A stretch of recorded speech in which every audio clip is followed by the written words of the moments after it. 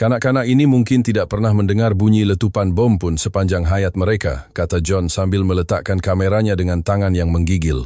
Selama 35 tahun, beliau telah mempertaruhkan nyawanya di barisan hadapan di Afghanistan, Irak, Syria, dan Ukraine. Juru gambar veteran ini, yang telah melihat segala kengerian dunia, kini menangis teresa-esak seperti seorang kanak-kanak. Bukan dia sahaja. 15 orang wartawan perang yang bersamanya turut mengalami goncangan jiwa yang hebat. Dalam masa beberapa jam sahaja, pandangan hidup mereka berubah sepenuhnya. Malah, ada yang mula berfikir serius untuk membatalkan tiket penerbangan pulang mereka. Mengapakah sekumpulan profesional yang mempunyai purata pengalaman kerjaya melebihi 80.000 jam ini terus-menerus mengalirkan air mata di Malaysia? Kejadian yang mengejutkan ini kemudiannya mendapat liputan khas daripada CNN, BBC, Reuters, dan Associated Press hanya dalam masa 3 hari. Persatuan Wartawan Antarabangsa juga mengadakan mesyuarat kecemasan pertama dalam sejarah mengenai penjagaan kesihatan mental wartawan perang.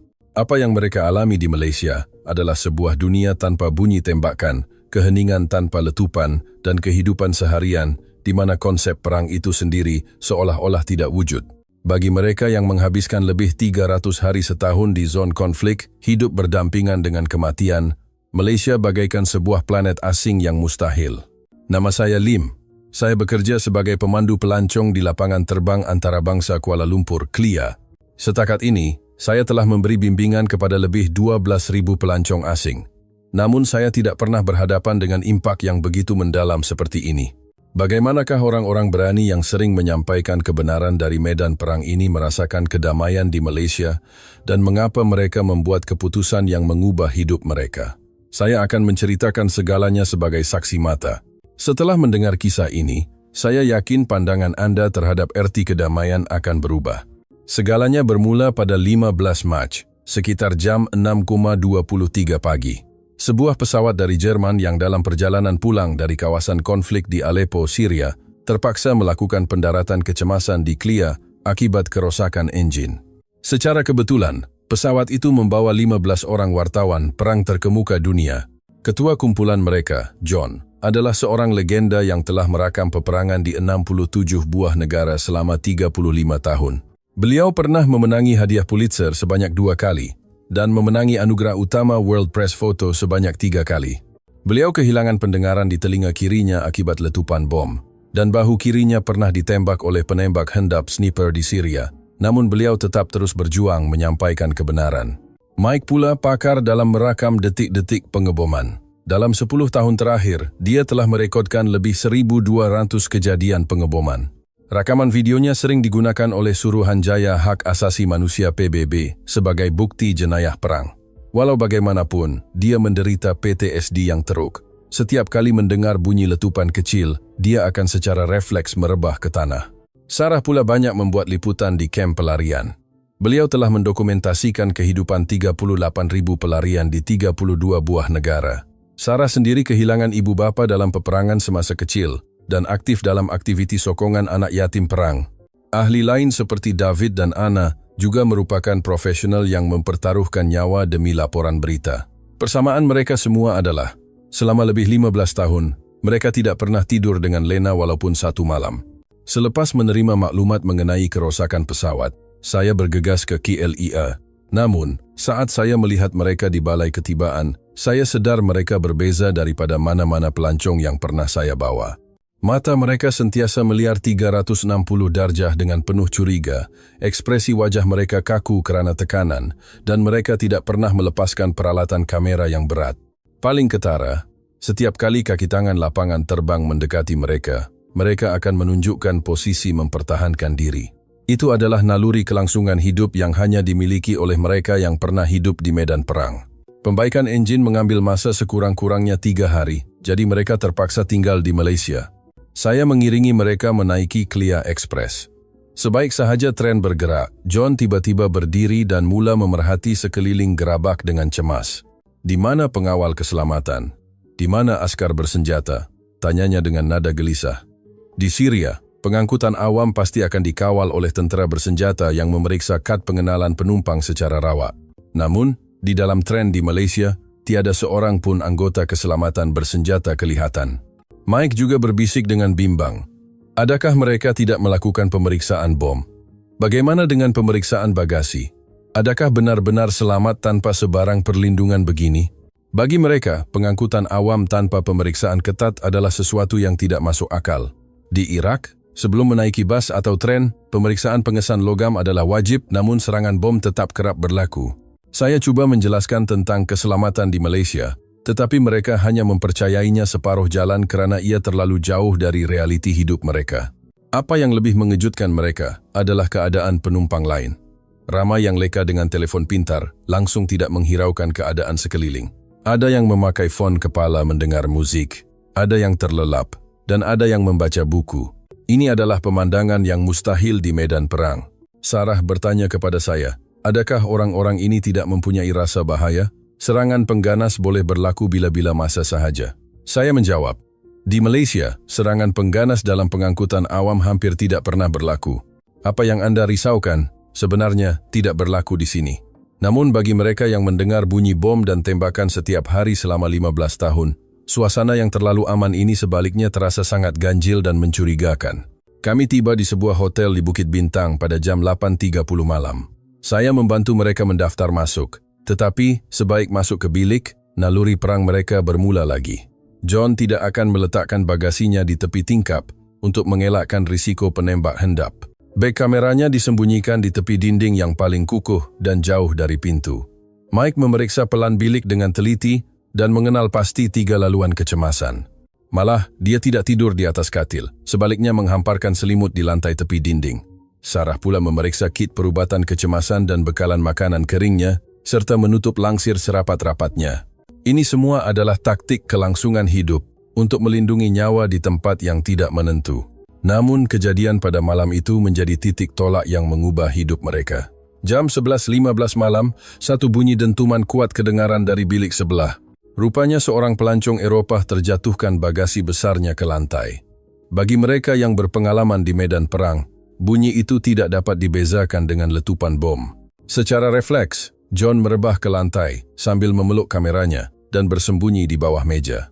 Mike dan David juga melakukan perkara yang sama, manakala Anna meluru ke dalam bilik air. Itu adalah reaksi otomatik yang telah sebati dalam diri mereka.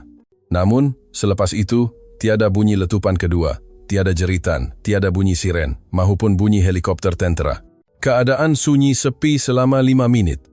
John mengangkat kepalanya dengan tergetar-getar dan mengintai keluar tingkap. Cahaya malam di Kuala Lumpur tetap bersinar dengan tenang. Tiada siren kenderaan kecemasan, tiada bunyi helikopter. Yang kedengaran hanyalah sayup-sayup bunyi kenderaan di jalan raya dan bunyi tren MRT yang lalu sekali-sekala. Apa yang sebenarnya berlaku?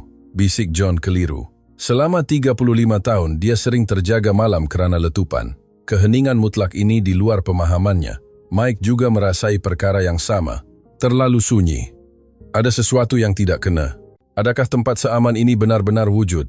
Sepanjang 10 tahun lalu, dia tidak pernah tidur nyenyak, bunyi sekecil mana pun akan mengejutkannya. Namun, perlahan-lahan, keheningan itu mula memberikan keselesaan. Buat kali pertama, dia merasakan erti keselamatan yang sebenar. Sarah duduk di tepi tingkap, merenung cahaya malam bandar Kuala Lumpur. Ada cahaya, tetapi tiada ketakutan, tiada gangguan elektrik akibat pengeboman. Cahaya ini adalah simbol kedamaian, katanya sambil menangis. Di tanah airnya di Sarajevo dahulu, cahaya malam adalah sasaran penembak hendap, jadi mereka sentiasa hidup dalam kegelapan. Malam itu, John, Mike, Sarah dan yang lain tidur dengan lena sehingga subuh buat kali pertama dalam hidup mereka. Sejak pulang dari zon perang, ini adalah kali pertama mereka tidak mengalami mimpi ngeri. Keesokan paginya jam 7 pagi, mereka berkumpul di restoran hotel dengan wajah yang sangat berbeza. Ketegangan semalam telah hilang, digantikan dengan raut wajah yang tenang. Malam tadi sungguh luar biasa, kata John kepada rakan-rakannya. Selama 35 tahun, saya tidak pernah tidur setenang ini. Selalunya saya tidur dengan satu mata terbuka kerana takutkan serangan meriam. Tetapi malam tadi, saya rasa selamat dari lubuk hati saya. Mike mengangguk. Saya juga. Saya biasanya tidur dengan pistol di bawah bantal. Tapi malam tadi, saya tertidur tanpa risaukan apa-apa. Ini perasaan pertama kali selepas 15 tahun. Sarah pula berkata, saya bermimpi. Bukan mimpi perang, tetapi mimpi zaman kanak-kanak yang aman. Sejak ibu bapa saya terkorban dalam pengeboman, saya tidak pernah bermimpi sebegitu. Namun, kejutan sebenar menanti mereka ketika berjalan-jalan di Kuala Lumpur. Saya membawa mereka dari dataran Merdeka ke kawasan Bukit Bintang. Sekali lagi, di stesen MRT, mereka merasa hairan melihat tiada pengawal bersenjata. "Adakah orang-orang ini terlalu lali dengan kedamaian?" tanya Mike bimbang. Di medan perang, kewaspadaan 360 darjah adalah soal hidup mati. Tetapi orang di Kuala Lumpur bertindak seolah-olah bahaya itu tidak wujud. "Adakah kerana mereka yakin tiada penembak hendak maka mereka berasa selamat?" tanya David. Saya menggelengkan kepala. Di Kuala Lumpur, secara amnya memang tiada bahaya sebegitu. Bagi mereka, ini adalah konsep yang sukar dihadam. Apabila tiba di hadapan bangunan Sultan Abdul Samad, mereka melihat ramai pelancong. Apa yang mengejutkan mereka ialah pelancong-pelancong itu meletakkan beg kamera, beg sandang, dan barangan pribadi di atas lantai tanpa pengawasan rapi sementara mereka bergambar. Ini adalah pemandangan yang mustahil di Timur Tengah. John mendekati seorang pelancong tempatan yang meninggalkan kamera DSLR mahal di atas tripod, sementara dia berjalan beberapa meter ke belakang untuk mengambil gambar kenangan. John menunjukkan Rika wajah tidak percaya. Di Baghdad, jika kamera terlepas dari pandangan sesaat sahaja, ia akan dicuri. Tidakkah dia takut? Saya menjawab, di Malaysia, perkara itu jarang berlaku. Kebanyakan orang menghormati hak orang lain.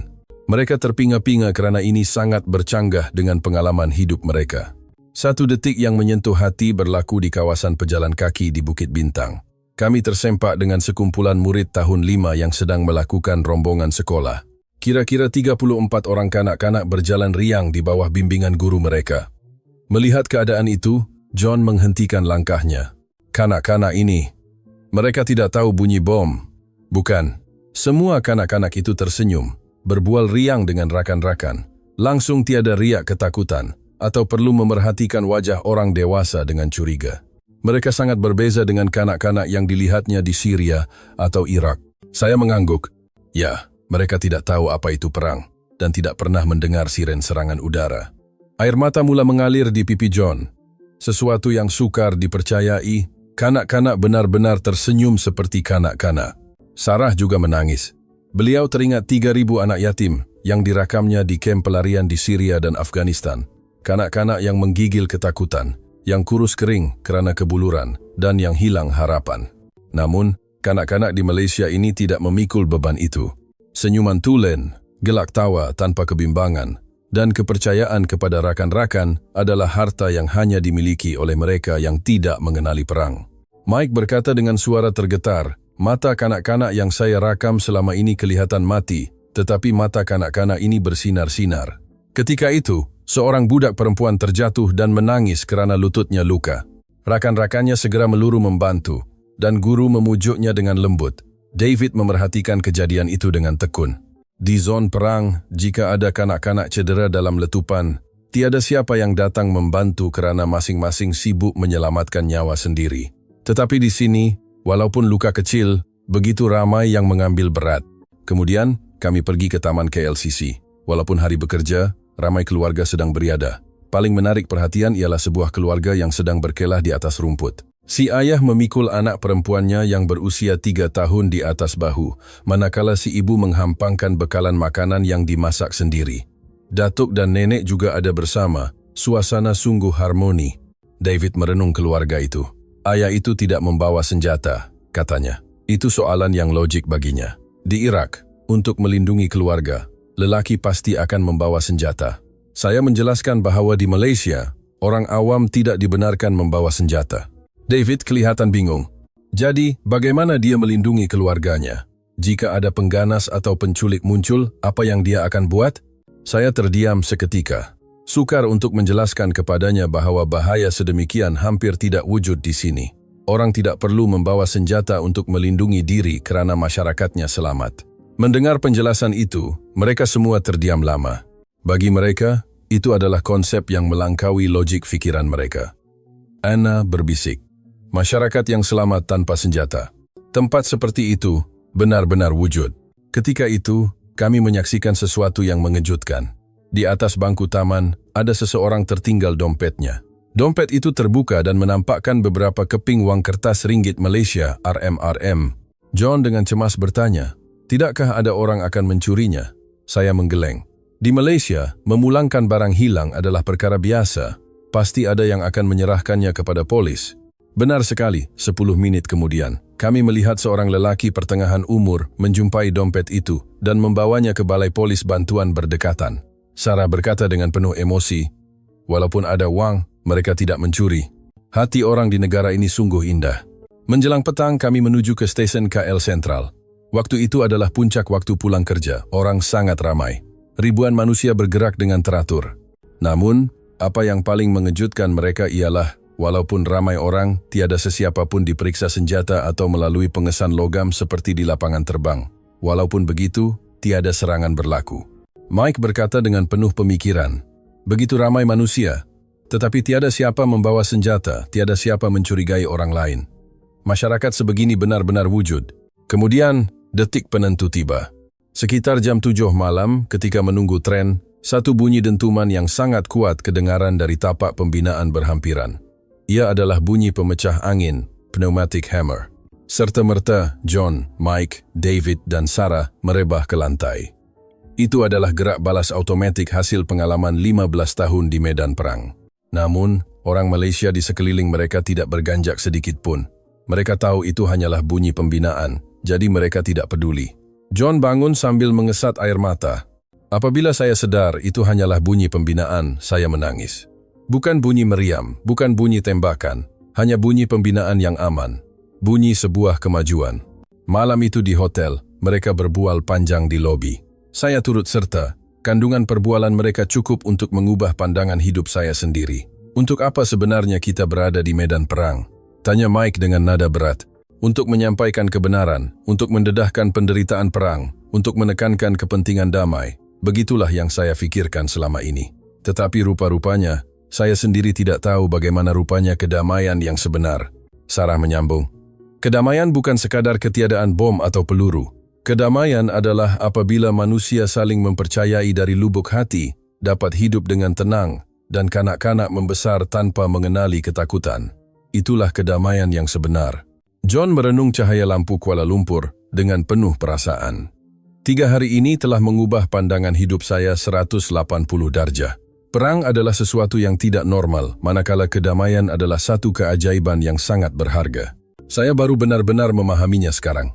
David menyatakan tekadnya. Selama ini saya hanya tahu merakam peperangan, tetapi sekarang saya mahu merakam kedamaian. Saya mahu menyampaikan kedamaian negara ini kepada seluruh dunia. Ana juga berkata sambil menangis. Saya mahu kanak-kanak di negara saya mendapatkan semula senyuman seperti kanak-kanak di sini. Saya mahu membuktikan bahawa dunia tanpa perang adalah sesuatu yang mungkin. Pada pagi hari ketiga, pihak penerbangan memaklumkan bahawa pesawat telah siap dibaiki. Namun, tiada sesiapa yang teruja untuk pulang. Semasa daftar keluar, John memegang tangan saya. "Encik Lim, saya ada satu permintaan. Saya mahu dunia tahu tentang kedamaian negara ini.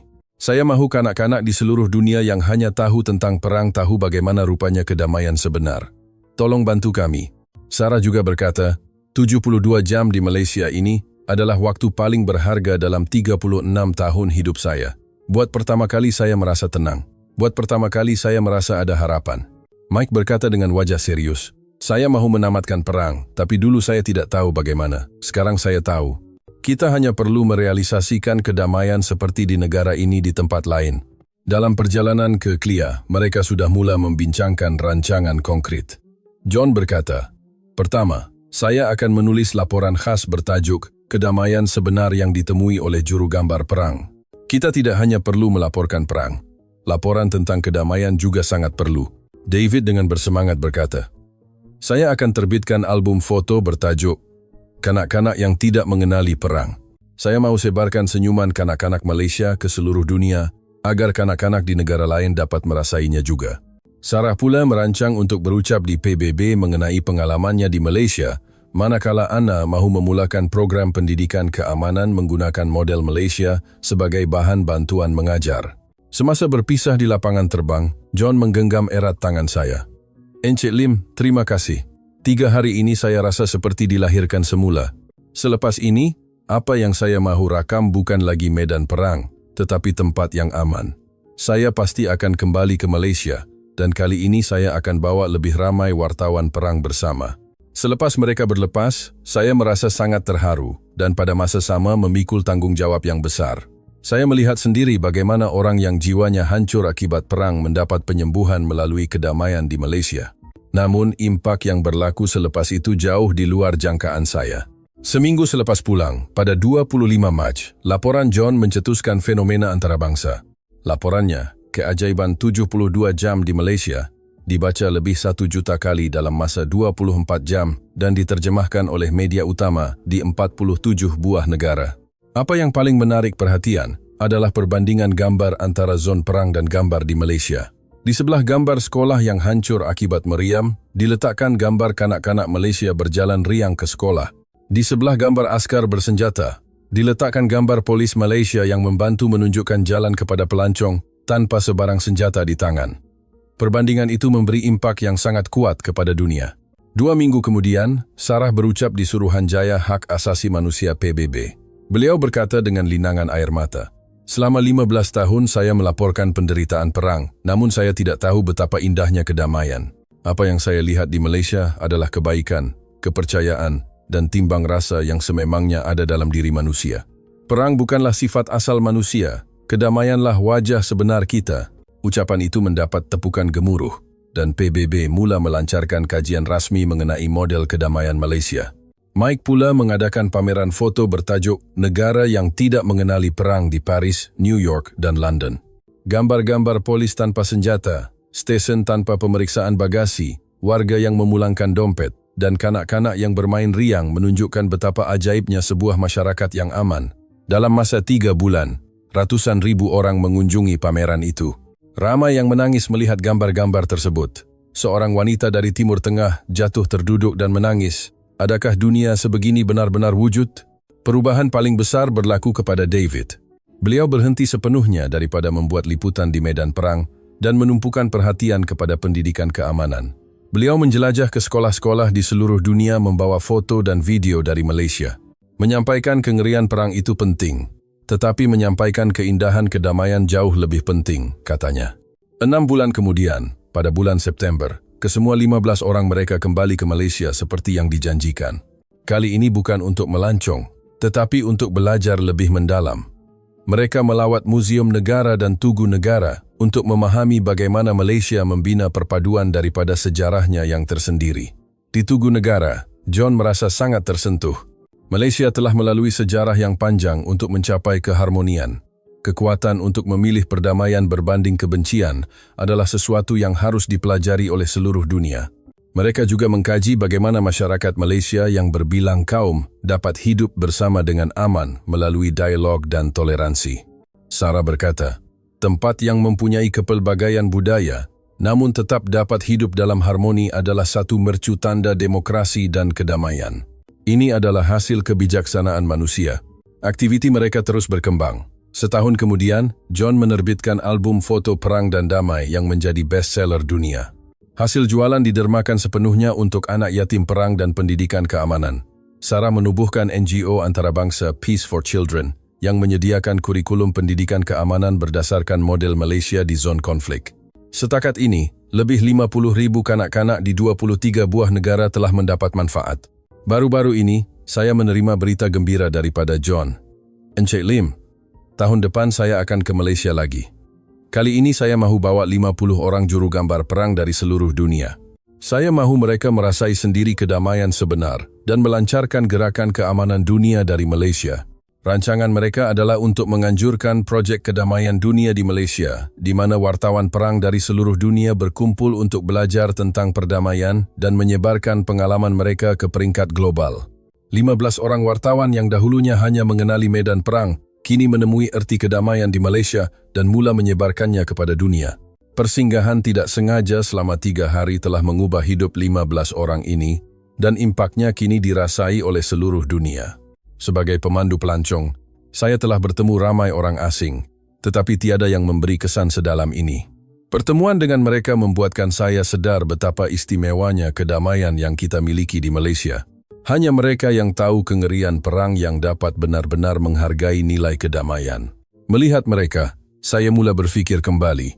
Rutin harian yang kita anggap biasa kanak-kanak ke sekolah dengan selamat, ibu bapa yang tidak risau menghantar anak keluar, pengangkutan awam yang menepati masa, kedai-kedai yang menjual barang dengan tenang, dan kepercayaan antara satu sama lain sebenarnya adalah bukti sebuah masyarakat yang aman, yang jarang ditemui di tempat lain di dunia.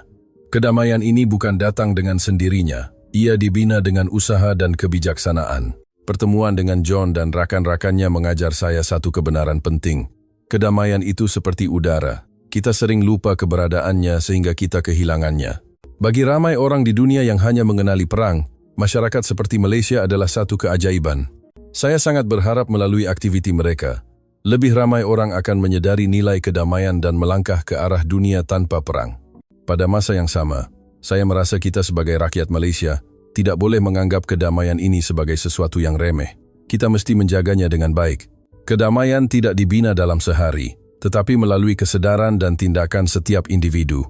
Saya mendoakan agar kedamaian sebenar yang dialami oleh John dan rakan-rakannya di Malaysia suatu hari nanti akan tersebar ke seluruh pelosok dunia. Terima kasih kerana membaca kisah ini.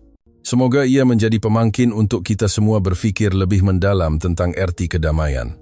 Saya percaya, dengan mengetahui kengerian perang dan keindahan damai, kita semua boleh menjadi pembawa keamanan. Sila kongsikan perasaan dan pengalaman Anda di ruangan komen. Saya akan terus berkongsi nilai-nilai murni dan kekuatan kedamaian yang ada di bumi Malaysia ini. Jangan lupa ikuti kandungan seterusnya. Mari kita belajar dan bertindak demi keamanan bersama.